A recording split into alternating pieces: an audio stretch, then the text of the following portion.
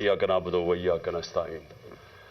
मेरे पाकिस्तानियों, आज मैं पहले तो अब मुल्क के माशी हालात के ऊपर बात करना चाहता हूँ, और मैं इसलिए बात करना चाहता हूँ कि, और मुझे बड़े अफसोस से कहना पड़ता है कि यह हमें पूरी तरह पता था कि जब रिजीम चेंज ऑपरेशन कॉन्स्पिरेसी चल रही थी तो हमें पूरी तरह पता था कि एक दफ़ा हमारी माशत डिस्टेबलाइज हो गई, एक दफ़ा ये हिल गई, एक दफ़ा एक सियासी इस्तेकाम चला गया तो ये संभाल कोई नहीं सकेगा। और ख़ास तौर पे मुझे पता था कि ये जो लोग 30 साल से इस मुल्क के ऊपर हुकूमत कर रहे हैं और जिन्होंने ये सारा मुल्क के मसले इनके दौर में शुरू हुए, तो मुझे पता था कि इन्होंने नहीं संभालना।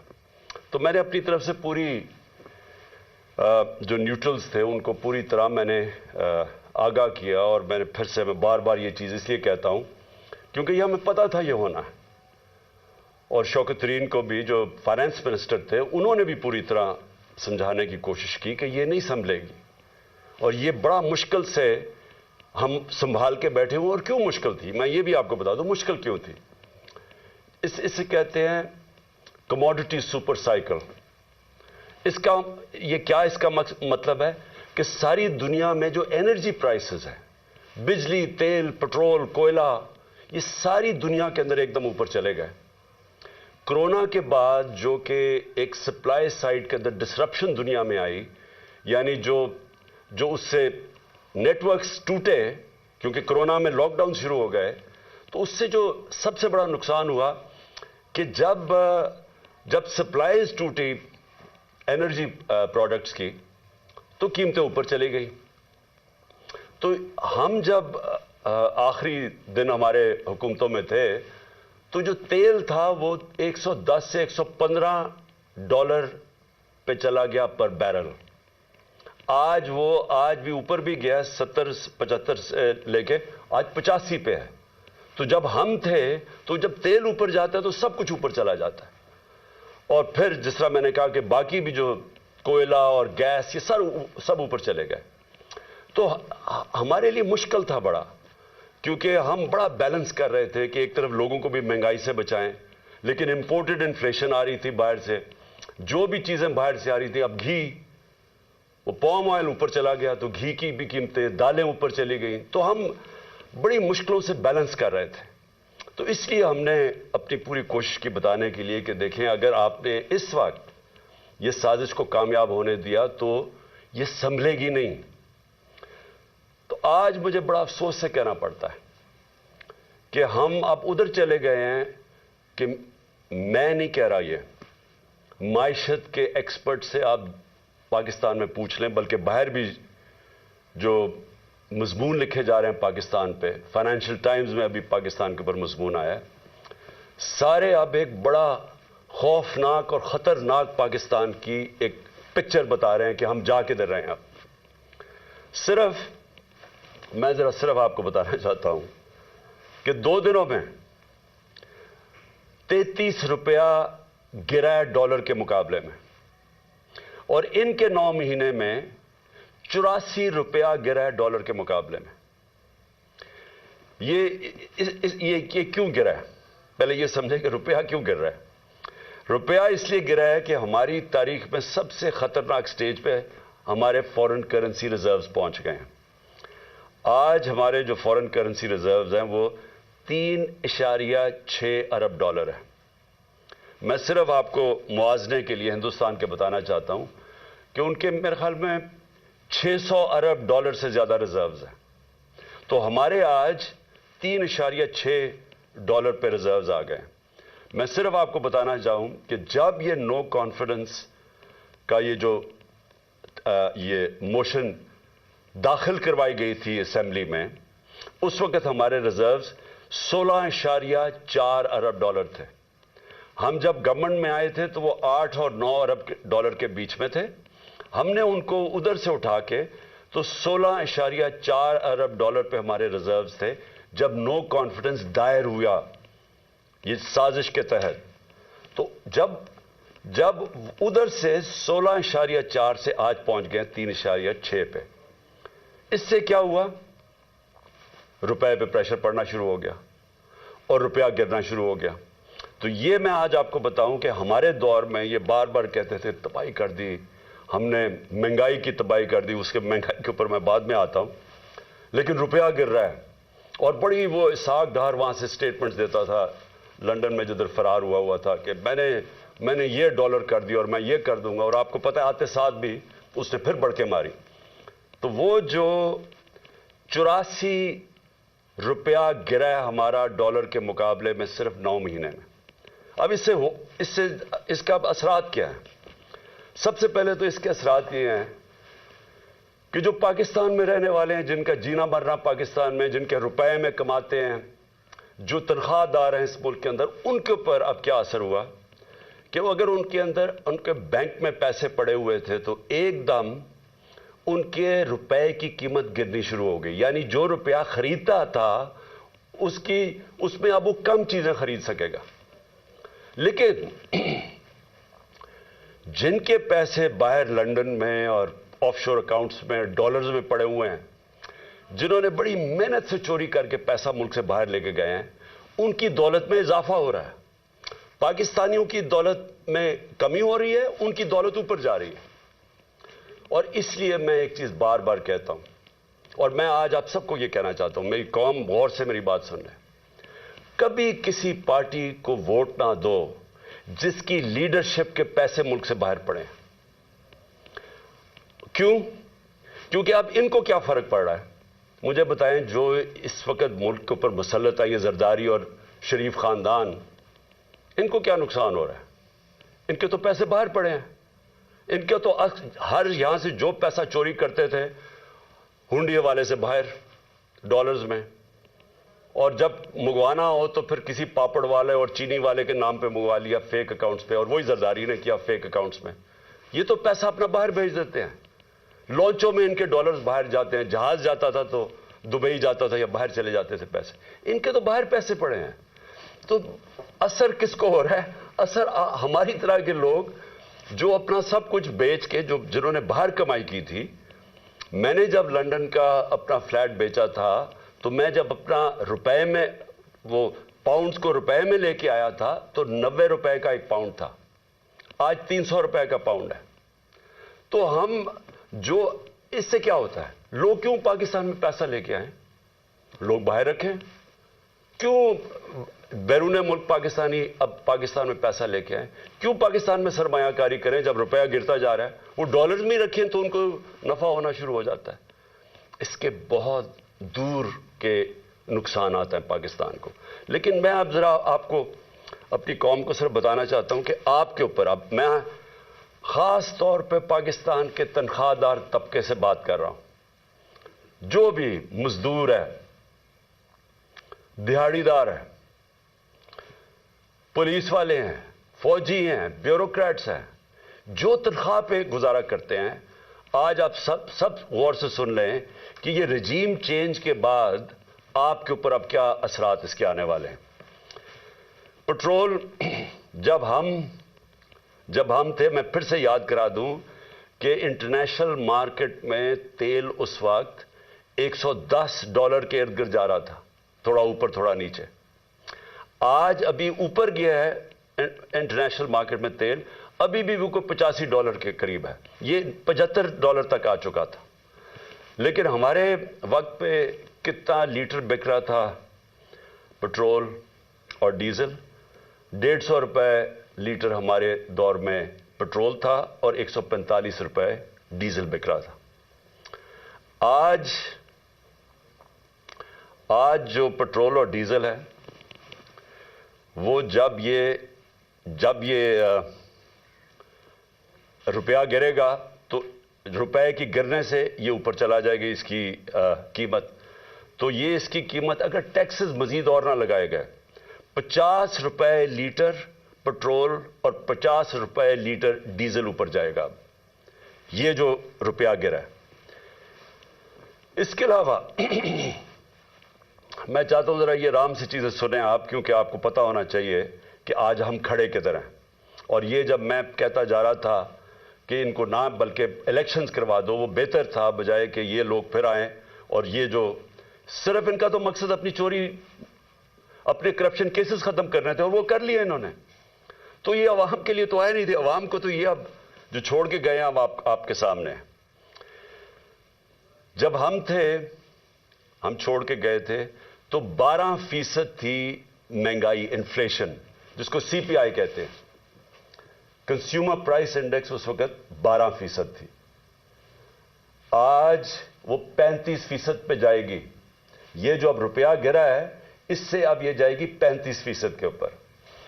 اور جو دوسری ایک اور جس کو کہتے ہیں سینسٹیو پرائس انڈیکس، وہ ہوتا ہے، وہ مہنگائی وہ چیزیں ہوتی ہیں جو لوگوں کے استعمال میں، کھانے پینے کی چیزیں، بجلی، گیس، جو عام لوگوں کو افیکٹ کرتی ہیں. وہ ہمارے دور میں ہم 16 روپے چھوڑ کے گئے تھے. اور یہ یاد رکھیں تب قیمتیں سب سے اوپر تھی ساری. یہ جو گھی کی امپورٹس تھیں، یہ ایڈیبل آئل، یہ سب سے اوپر تھا. تو ہم اس پیک کے اوپر تھے تو تب وہ 16% تھی. یہ اب جائے گی 45 سے 50%. یعنی پاکستان کی تاریخ کے اندر یہ سب سے زیادہ مہنگائی ہوگی. اور جو چیزیں امپیکٹ ہو. اچھا، اسی دور میں صرف آپ کو بتا دوں، ہمارے دور میں 12% مہنگائی تھی. اس وقت ہندوستان میں 7% تھی. آج پاکستان میں 35% پہ چلی گئی ہے، ہندوستان میں 6% آ گئی ہے. تو وہاں مہنگائی کم ہوئی ہے. کیوں مہنگائی کم ہوئی ہے؟ کیونکہ انٹرنیشنل یہ جو کموڈیٹی سپر سائیکل ہے، قیمتیں نیچے آ گئی ہیں. تو وہاں 7 سے 6% آ گئی ہے، ہمارا 12 سے 35% پہ گئی ہے. تو سارے جو تنخواہ دار طبقے ہیں، آپ سوچ لیں کہ جب 35% مہنگائی ہوگی، آ گئی. مشکل وقت تھا ہمارے دور میں بھی، کرونا کا، انٹرنیشنل جو امپورٹڈ انفلیشن تھی اس کے ہمارے کنٹرول میں نہیں تھی. تو تب وہ سارے اوپر تھے. تو اب تو وہ نیچے آ رہے ہیں، لیکن پاکستان کے اندر آج مہنگائی بڑھتی جا رہی ہے. اور پھر سے جو تنخواہ دار طبقہ ہے وہ سب سے زیادہ اس سے متاثر ہوگا. جو میں عام آدمی کی اب بات کرتا ہوں، میں باقی لمبی چیزوں کے اوپر نہیں جاتا، لیکن میں صرف ایک عام آدمی جس کی بنیادی ضروریات آٹا ہے، ایک عام گھرانہ ہے، جو ہم نے اندازہ لگایا ہے کہ ایک عام گھر ہے، اس کے اوپر جو اب آٹے کا خرچہ آئے گا. کیونکہ ہمارے دور میں آٹا تھا، آٹا گیا ہمارا 60 روپے اور آج وہ گیا 150 روپے پہ. یعنی تقریباً 2.5 گنا سے بھی تھوڑا زیادہ. تو آٹا جو عام لوگ، ایک ہم نے اندازہ لگایا اب 18,000 روپیہ صرف ایک گھر صرف روٹی لینے پہ خرچ کرے گا. تو کمائی صرف جائے گی ان کی، جو بھی پیسہ کمائیں گے 18,000 روپے ادھر.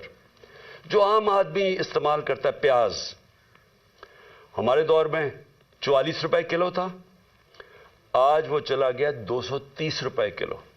تو اگر روٹی آ بھی گئی تو اس کے لیے، پیاز کے لیے آپ کے سامنے، اور مرغی دگنی ہو گئی. اب بجلی پہ آ جائیں. دیکھیں بجلی جو ہے نا، یہ آپ سمجھ جائیں کہ یہ اب آ گئی. جو بجلی کے بل ہیں، لوگ پہلے سے شور مچا رہے تھے. ہمارے دور میں بھی لوگ شور مچا رہے تھے کیونکہ بجلی سب کو افیکٹ کرتی ہے. تو ہمارے 16 روپے یونٹ بجلی تھی تب، آج 36 روپے یونٹ ہے. لیکن اب اس کے یہ جو روپے گرنے کے بعد یہ پہنچ جائے گی، اس میں 8 روپے یونٹ مزید اضافہ ہوگا. گیس 47% گیس کی قیمتوں میں اب اضافہ ہوگا. اور ایک یہ سوچ رہے ہیں، ان کو کہا جا رہا ہے کہ آپ پچھلی جولائی سے گیس کی قیمتیں وصول کریں، 47% بڑھا کے ان کو وصول کریں.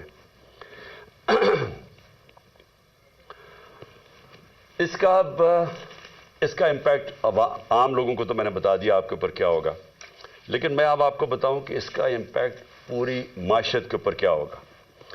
سب سے بڑا اس کے اوپر امپیکٹ ہوگا پاکستان کی گروتھ ریٹ. یعنی جو دولت میں اضافہ ہوتا ہے، جس کو گروتھ کہتے ہیں دولت میں، وہ اس پہلے گر رہا تھا. انڈسٹری بند ہو رہی تھی، کسان متاثر تھا. کسان نے صرف یوریا کے اوپر، ہم نے کیلکولیٹ کیا ہے کہ یوریا کی جو قیمت بڑھی ہے 60 अरब रुपया किसानों का गया है सिर्फ इजाफी यूरिया की कीमत पे। ये जो गंदम की फसल उगानी है, जो उगाई थी उन्होंने, ये जो अभी कटेगी मार्च और अप्रैल में, 60 अरब रुपया सिर्फ गंदम उगाने के लिए यूरिया पे एक्स्ट्रा उनको इजाफा उसकी महंगाई की वजह से इफेक्ट हुआ है। हमारी इंडस्ट्री बंद हो रही है। आज पाकिस्तान के अंदर बेरोजगारी बढ़ रही है। बेरोजगारी इसलिए बढ़ रही है कि इंडस्ट्रीज, एक्सपोर्ट इंडस्ट्री, वो सारी मुतासर हो रही हैं। पाकिस्तान की एक्सपोर्ट्स गिर रही हैं क्योंकि इन्होंने जो पॉलिसीज बनाई रॉ मटेरियल बंद करने की, सोचे समझे बगैर, उससे मुतासर हो गई एक्सपोर्ट्स। रेमिटेंसेस जो बाहर से डॉलर्स आ रहे थे वो कम हो गए क्योंकि इतना बड़ा गैप हो गया था उसमें। एक तो वजह इन्होंने इसलिए कम किया है, इसलिए इन्होंने ये रुपए को गिराया। ये है जी, मैं सिर्फ बाकी चीज़ों पे आने लगा हूं, लेकिन ये है पाकिस्तान की इकोनॉमिक सर्वे। ये हर साल गवर्नमेंट जो मायशत के ऊपर एक डॉक्यूमेंट बनाती है। मई के अंदर ये डॉक्यूमेंट पब्लिश हुई है, यानी कि इस हुकूमत ने ये डॉक्यूमेंट बनाई है, इकोनॉमिक सर्वे।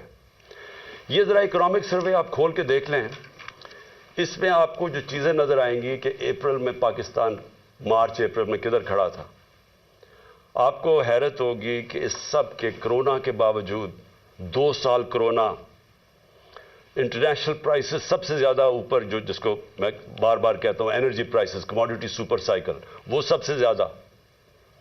उसके बावजूद इस रिपोर्ट में पाकिस्तान की चौथे साल में 6% ग्रोथ रेट हुई, 6% पाकिस्तान की इकॉनमी बढ़ी।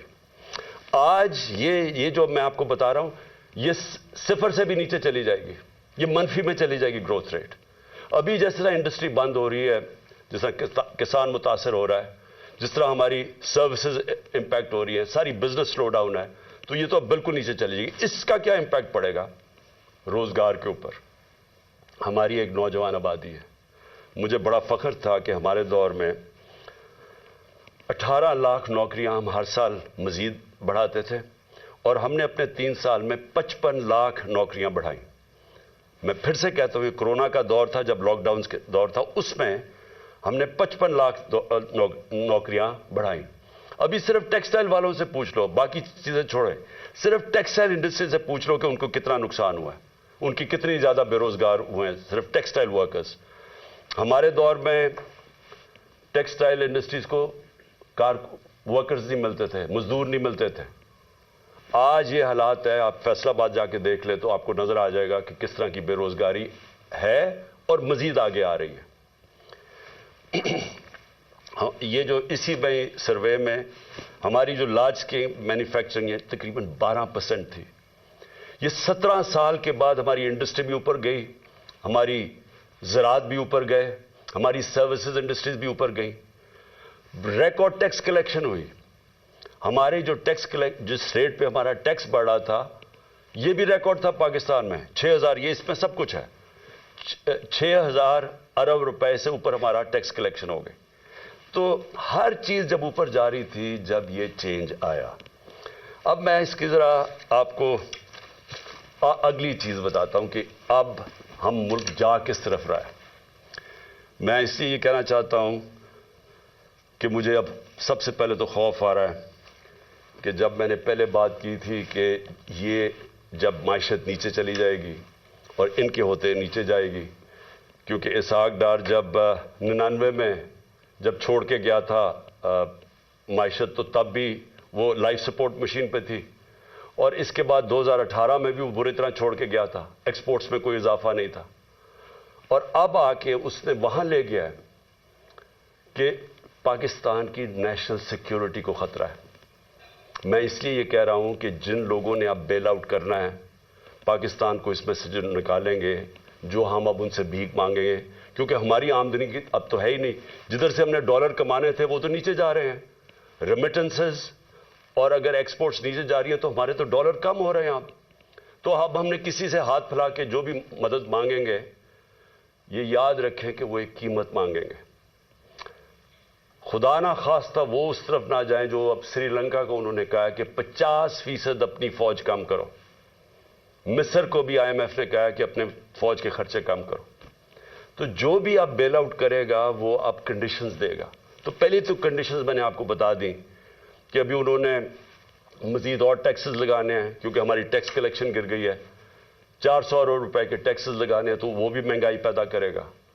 انہوں نے یہ جو پٹرول اور ڈیزل اور بجلی کی قیمتیں بڑھانی ہیں تو وہ اور مہنگائی کرے گا. تو عام آدمی کو سارا کچھ افیکٹ کرے گا. لیکن سب سے زیادہ کہ یہ ملک ایک بڑا خواب پاکستان، اس کی سیکیورٹی کی ہر اس پاکستانی کو فکر ہے جس کا جینا مرنا اس ملک میں.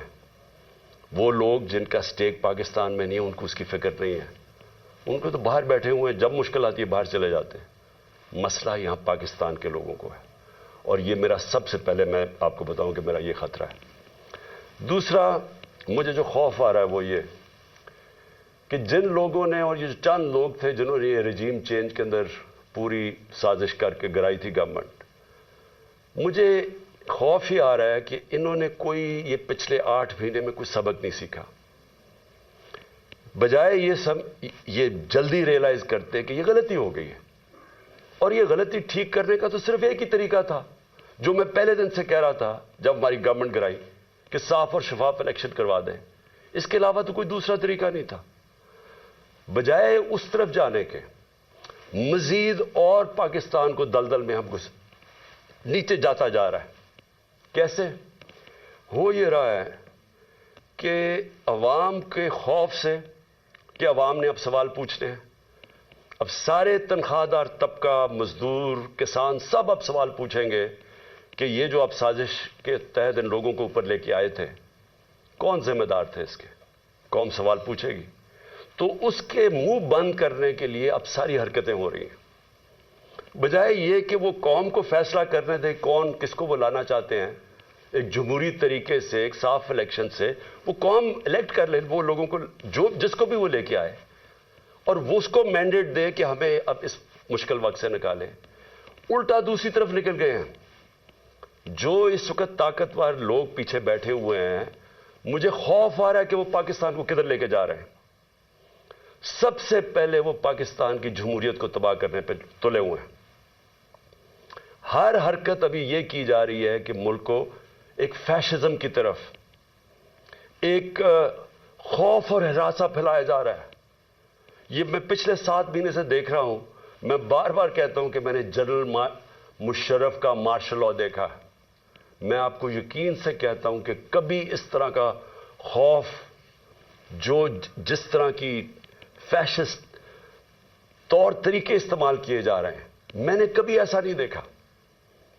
وہ حرکتیں کی جا رہی ہیں ان لوگوں کو، ہم جو اس وقت بیٹھے ہوئے ہیں اپوزیشن میں، کہ ایک ملک کے غداروں سے ایسے کیا جاتا ہے. میں تو یہ سوچتا تھا نا کہ ملک کا کوئی غدار ہو تو اس سے اس طرح کی چیزیں کی جائیں.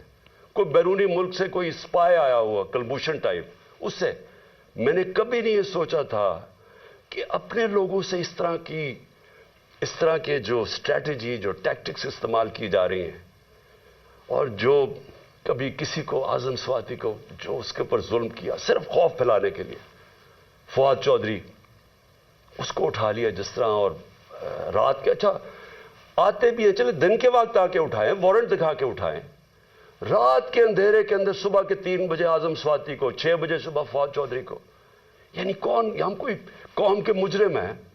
اور اس کے علاوہ جو میڈیا سے کیا، جو ارشد شریف سے کیا، میڈیا کے لوگوں کو صرف آواز بند کرانے کے لیے، اس ملک کی جمہوریت ختم کرنے کے لیے، تاکہ لوگوں کو ڈر سے کہیں لوگ ان چوروں کے پیچھے لگ جائیں. ساری کوشش کی جا رہی ہے کہ ہم گھبرا کے، ڈر کے ہم کہیں جی چلیں ٹھیک ہے جی یہ چوری قبول ہے. میں آج اپنی قوم کو بھی بتانا چاہتا ہوں اور وہ لوگ جو یہ کر رہے ہیں ان کو بتانا چاہتا ہوں کہ آپ ملک کو ادھر دھکیل رہے ہیں، یہ ساروں کے ہاتھوں سے نکل جانا ہے. ابھی اس طرف تقریباً پہنچ گئے ہم. یہ جو معیشت سے ہوا ہے، یہ جو مہنگائی آ رہی ہے، اور ایک طرف مہنگائی آ رہی ہے، دوسری طرف بے روزگاری آ رہی ہے، اور تیسری طرف تنخواہ دار طبقہ ہے. جب اس کی تنخواہ ختم ہو جائے گی 10-12 دنوں کے اندر، وہ کیسے گھر گزارا کریں گے؟ تو یہ تو بھی آواز اٹھنے والی ہے اس قوم کے اندر. اور اس کے اندر جو ایک جمہوری طریقہ اسے نکالنے کا ایک سیاسی استحکام پیدا کرنے کا، اس کو ختم کر کے اور زیادہ خوف اور ہراساں پھیلایا جا رہا ہے اور کونے سے لگایا جا رہا ہے جو ملک کی سب سے بڑی جماعت ہے. اور اس سے کیا ہوگا؟ اس سے پاکستان مزید دلدل میں پھنسے گا. ہمارا اس وقت حالات یہ ہیں کہ معیشت تو جا ہی رہی ہے، پاکستان کے چن چن کے ادارے تباہی کی طرف جا رہے ہیں. پارلیمنٹ، فیڈرل پارلیمنٹ کی کیا حیثیت رہ گئی جب راجہ ریاض اپوزیشن لیڈر بن گیا؟ وہ پارلیمنٹ کیا ہے جدھر اپوزیشن ہی نہیں ہے؟ جو کہتا ہے میں نون لیگ سے ٹکٹ لڑوں گا وہ اپوزیشن لیڈر بن گیا. تو پارلیمنٹ ختم. ایف آئی اے کا کام ہے کرپشن پکڑنا، ایف آئی اے کا کام ہے جرم پکڑنا. ایف آئی اے کو صرف شہباز شریف کو وہ منظور چپڑاسی اور وہ جو 16 ارب روپے کی ان کی چوری پکڑی تھی، اس کو مٹانے کے لیے، اس کو دبانے کے لیے ساری ایف آئی اے تباہ کر دی ہے. ایف آئی اے میں اپنے وہ چمچے ڈال دیے. ان سے کیا کر رہے ہیں کہ انتقامی کارروائی شروع کروا دی ہے ہر ایک کے اوپر. کہ میرے اوپر 70 کیسز کیے ہوئے ہیں، 70 ایف آئی آرز ہیں میرے پہ. ساری ٹاپ لیڈر جس سے ڈر لگتا ہے اس کو پکڑ لیتے ہیں، اس کے اوپر ایف آئی آر کاٹ دیتے ہیں. تو یہ کیا، اس سے کیا ہمارے منہ بند ہو جائیں گے؟ اس سے کیا ملک ٹھیک ہو جائے گا؟ ایف آئی اے، نیب جس نے ہمارے دور میں 480 ارب روپیہ ریکور کیا تھا 3.5 سالوں میں ملک کے لیے، 480 ارب روپیہ، آج 1100 ارب روپیہ جو نیب نے ریکور کرنا تھا وہ معاف کروا دیا چوروں کا. اور نیب کو پھر استعمال کر رہے ہیں. خیر وہ تو ٹوتھ لیس باڈی ہے، اس کے تو اپنی چوری بچانے کے لیے اس کو بھی ختم کر دیا ہے. یعنی لائسنس دے دیا ہے پاکستان میں وائٹ کالر کرائم کو.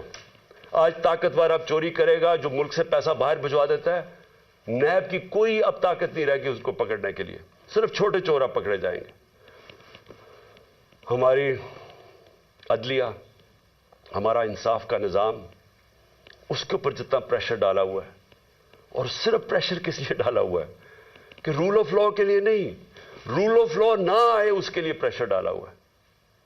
اور ہمارے سامنے ابھی یہ جو کیئر ٹیکر گورنمنٹ بنی ہے، میں اس کے اوپر آنا چاہتا ہوں کہ پہلے تو قوم کو سمجھ آنی چاہیے کہ کیئر ٹیکر گورنمنٹ کا مطلب ہی ہوتا ہے نیوٹرل امپائر.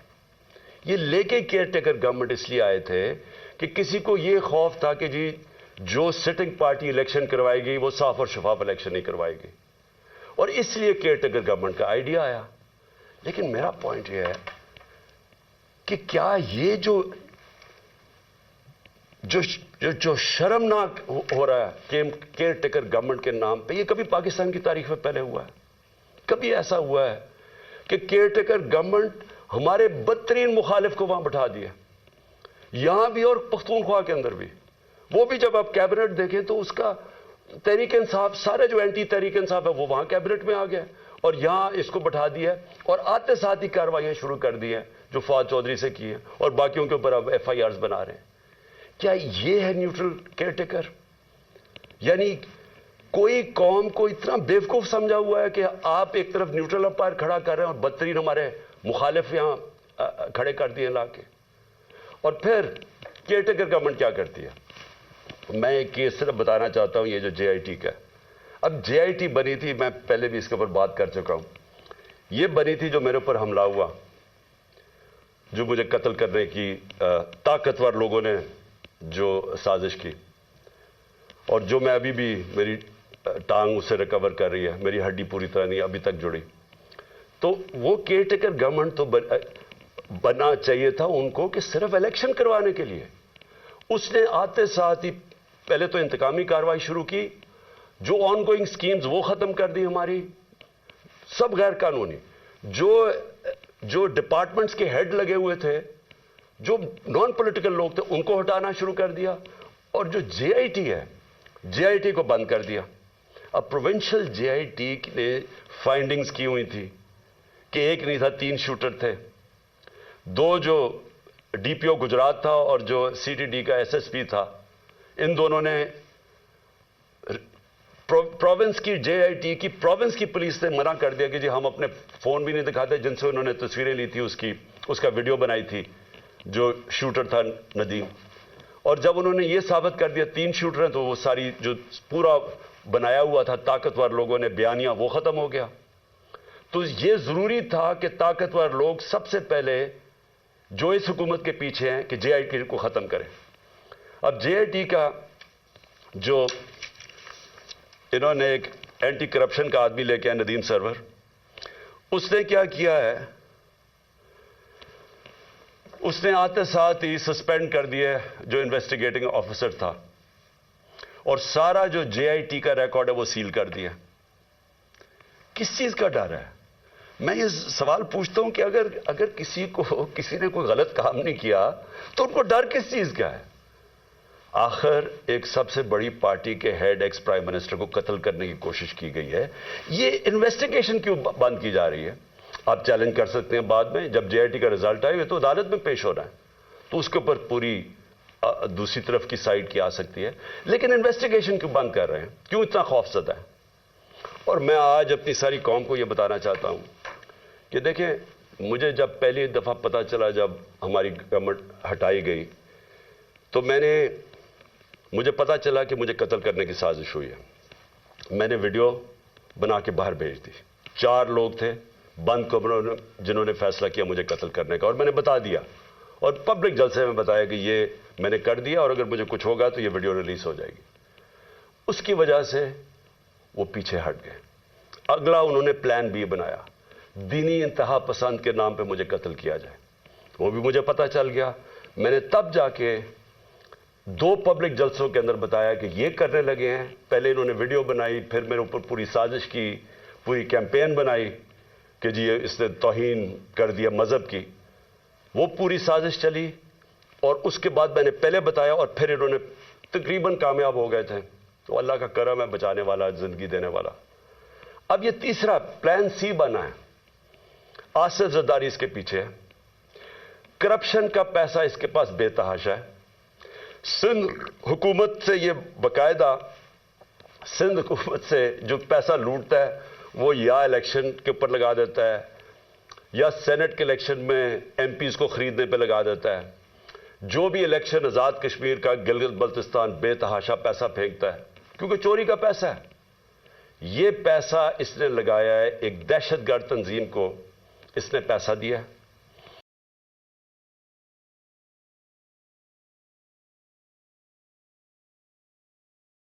اور انہوں نے اگلی واردات کرنی ہے. میں آج اپنی قوم کو بتا رہا ہوں, اور میں اس لیے بتا رہا ہوں کہ میں جو نام میں نے دیے ہیں وہی نام وہ بھی آئیں گے اور آصف زرداری کے علاوہ.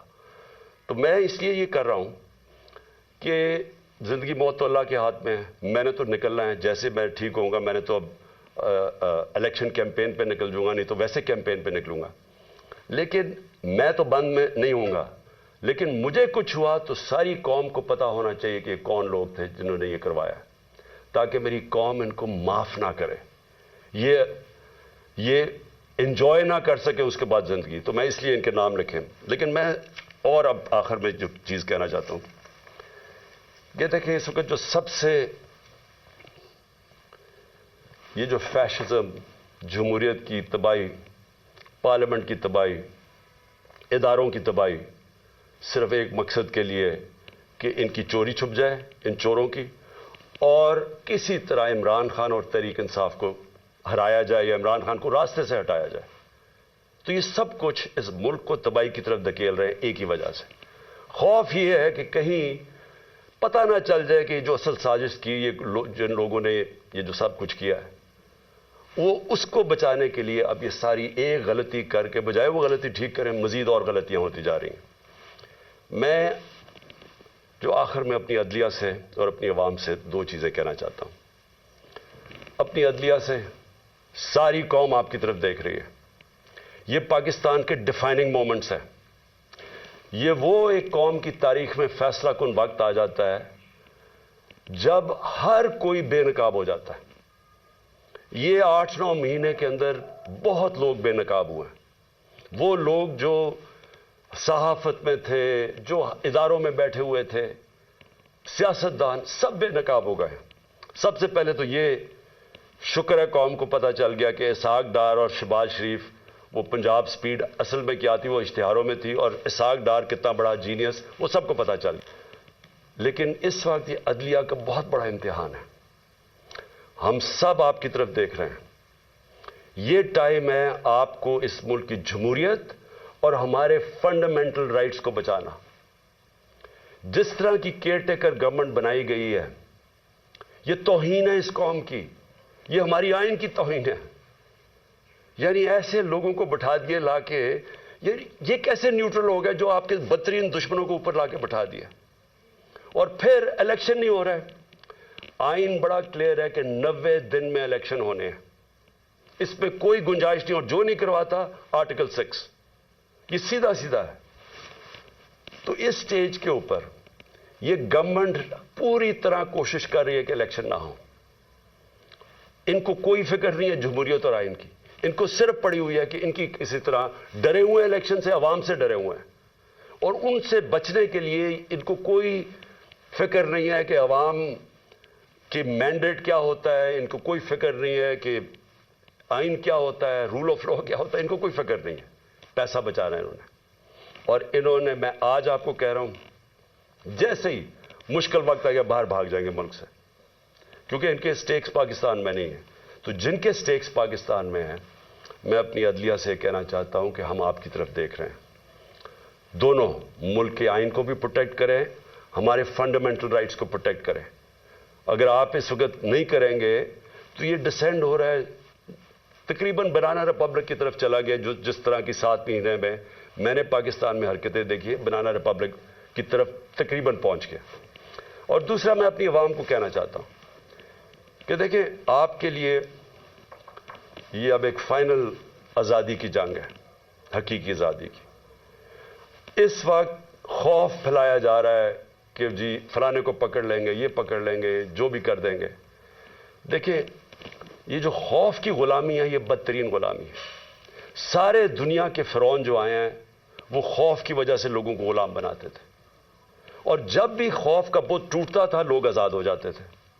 لیکن لوگوں کو جدوجہد کرنی پڑتی ہے, گھر بیٹھے بیٹھے آزادی نہیں ملتی. آپ کو سب کو تیار ہونا پڑے گا جدوجہد کرنے کا. میں آپ کو اپنی طرف سے بتا دوں کہ جب تک میں زندہ ہوں, میں اس سسٹم کا, کرپٹ سسٹم کا, ان چوروں کا, جو بھی مجھے غلام بنانے کی کوشش کرے گا, میں اپنی ملک کی اور اپنی آزادی کے لیے لڑوں گا, آخری سانس اور آخری گیند تک لڑوں گا. لیکن میں اپنی قوم کو آج کہنا چاہتا ہوں کہ دیکھیں, تاریخ کے اندر یہ کبھی کبھی ایسے وقت آتے ہیں کہ آپ اپنے آپ کو آزاد کر لیں. آپ اگر اس وقت چپ کر کے بیٹھ گئے, اور جس طرح کا یہ ظلم کا نظام بنتا جا رہا ہے اور مزید ظلم بڑھتے جائیں گے, جس طرح ٹائم گزرے گا انہوں نے اور زیادہ ظلم کے ذریعے آپ کو غلام بنانا ہے. جس طرح آپ اپنی آزادی کے لیے اور اپنے حقوق کے لیے کھڑے ہوتے جائیں گے, اللہ کی مدد آپ کے اوپر آئے گی. جہاد ہے ہی انصاف کے لیے جدوجہد کرنا, اس کو جہاد کہتے ہیں, اور یہ اللہ نے ہمارے پہ سب پہ فرض کیا ہے. تو میں یہاں آپ سب کو آج اپیل کر رہا ہوں آپ کے لیے کہ آپ نے آنے والے دنوں میں جس طرح کہ یہ ہمیں کوشش کر رہے ہیں کہ عوام کی آواز بند کرنے کی, ہمیں غلام بنانے کی, آپ نے جدوجہد کے لیے تیار رہنا ہے. میں انشاءاللہ پھر سے آپ کو بتا دوں کہ میں اس کے لیے پوری طرح تیار ہوں. میں آخری دم تک کھڑا ہوں گا, اور آپ نے اس ملک کے مستقبل کو بچانے کے لیے آپ نے کھڑے ہونا ہے. معیشت کا آپ نے دیکھ لیا حالات, آپ نے دیکھ لیے کہ یہ جس طرح کی مہنگائی, 50 سال میں ایسی مہنگائی نہیں آئی جو اب آئی ہے, اور مزید ابھی اور آگے آئے گی. اور یہ صرف یہ سمجھ رہے ہیں کہ اگر آپ کو ڈرا دھمکا دیں گے اور میڈیا کے پیسے دے کے چند لوگوں کو اپنے ساتھ ملا کے, تو اس طرح بھیڑ بکریوں کی طرح آپ کو دبا دیں گے, یہ اس کے پر امید لگا کے بیٹھے ہیں. انسان کے حقوق ہوتے ہیں, جانوروں کے حقوق نہیں ہوتے. انسان اگر اپنے حقوق کے لیے نہیں کھڑا ہوتا تو وہ جنگل کا قانون بن جاتا ہے اور وہ جانوروں کا نظام آ جاتا ہے. تو مجھے امید ہے کہ میں آپ تیار رہیں. آنے والے دنوں میں اگر انہوں نے ہمارے پہ ظلم کیا, ہم سب کھڑے ہوں گے. میں آپ کے ساتھ کھڑا ہوں گا. چند ہفتے, زیادہ سے زیادہ 2 ہفتے انشاءاللہ میں کھڑا ہو جاؤں گا, اور میں انشاءاللہ پھر نکلوں گا. پاکستان زندہ باد. Chairman P T I Imran Khan video link کے ذریعے خطاب کر رہے تھے, اور ان کا کہنا تھا کہ زیادہ سے زیادہ 2 ہفتے میں پھر کھڑا ہو جاؤں گا, اور میں عوام